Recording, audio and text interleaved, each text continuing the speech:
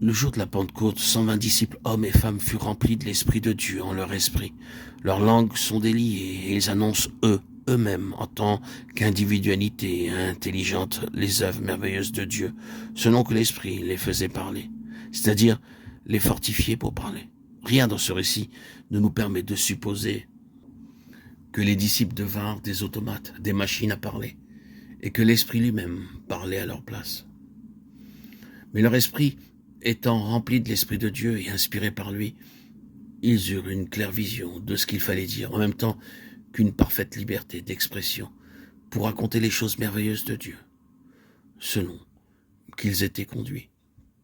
L'entrée, l'effusion du Saint-Esprit en leur esprit non seulement laisse intactes leurs pensées et toutes leurs facultés intellectuelles, mais encore, elle les purifie, elle augmente leur pénétration et leur puissance. Examinons ce qui se passe chez Pierre. Son action et ses paroles, paroles inspirées par l'Esprit Saint et dites par l'apôtre, sont remplies d'une telle puissance de conviction que 3000 personnes se convertissent et sont sauvées. Aucune contrainte ne s'exerce sur ces convertis. Mais il y a chez eux une conviction profonde et toute intérieure qui les tourne vers Dieu. Ils n'agissent pas sous l'impulsion de la terreur, mais ils sont mus par une crainte salutaire du Seigneur qui les conduit à une sainte tristesse et à la repentance. C'est donc sur l'Esprit que le Saint-Esprit descend. Acte 2,15. Il le pénètre de puissance et de lumière. Il élève et l'unit à l'Esprit du Seigneur glorifié. En même temps, l'enfant de Dieu est fait un même esprit avec des membres du corps mystique de Christ, avec tous ceux qui, comme lui, sont unis au chef, le Seigneur.